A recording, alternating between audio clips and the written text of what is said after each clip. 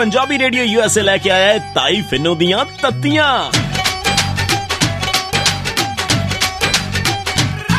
जदों तत्तियां सुनाइयां नी बड़ा दुख लग्या, बड़ा दुख लग्या। भाई मैं तो सच्ची गल करदी आ, बुरी तो आपे लग जांदी आ।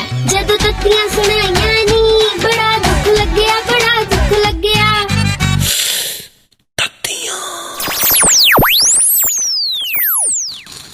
ताइए तू आज अखबार फड़ के किवें बैठी है?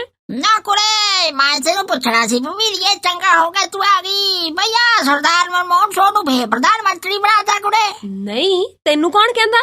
ना कुड़े आ देखा पहले पन्ने ते फोटो आई है भाई, अगों पिछों दा कदी आई नहीं। मैनू ऐ लगा भी शायद फे बनाता हो। आए हाय ताइए प्रधानमंत्री नहीं बनाया हैगा, उल्टा विचारियां दे उत्ते होर दोष मार दित्ते ने। हाय हाय बाखरो कुड़े कादा दोष लाता गरीब ते।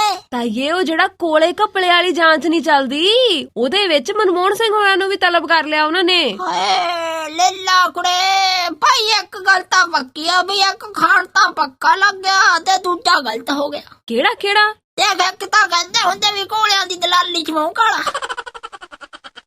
ते जेड़ा कहंदे हुंदे भी एक चुप ते 100 को उल्टा पै गया कुड़े।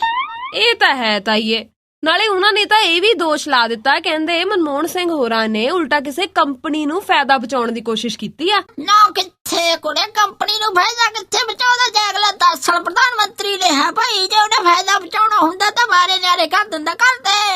ਇੱਥੇ ਤਾਂ ਕੋਈ ਆ ਕਮੇਟੀ ਦਾ ਪ੍ਰਧਾਨ ਬਣ ਜੇ ਤਾਂ ਉਹਦੇ ਨਿਆਣੇ ਨਹੀਂ ਮਾਣ ਹੁੰਦੇ ਹੈ ਭਾਈ, ਅਗਲੇ ਨੇ ਤਾਂ ਕੁਝ ਬਣਾਇਆ ਨਹੀਂ। ਮੈਂ ਤਾਂ ਜਦ ਹੀ ਦੇਖਦੀ ਲਾ ਜਿਹੜੀ ਫੋਟੋ ਆਈ ਉਹਦੇ ਚ ਵੀ ਉਹੀ ਪੱਗ ਬੰਨੀ ਹੈ ਕੁੜੇ, ਦੱਸ ਕਾਹਦਾ ਫਾਇਦਾ ਕਰ ਲੈ ਵਿਚਾਰੇ ਨੇ।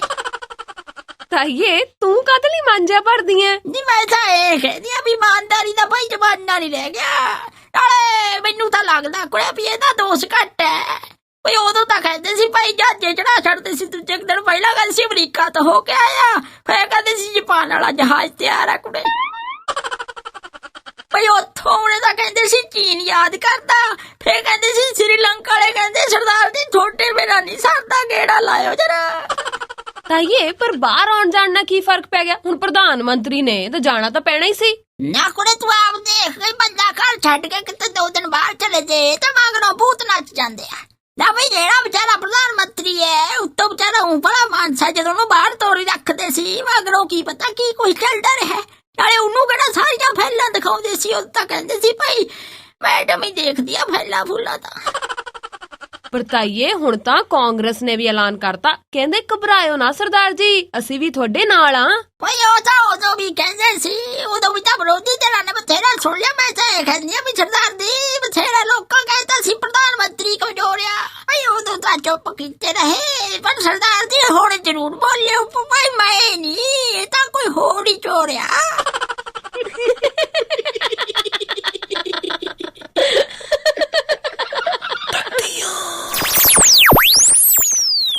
भाई मैं तो सच्ची गल करदी आ, बुरी तो आपे लग जांदी आ। जदों तत्तियां सुनाइयां नी बड़ा दुख लग्या, बड़ा दुख लग्या।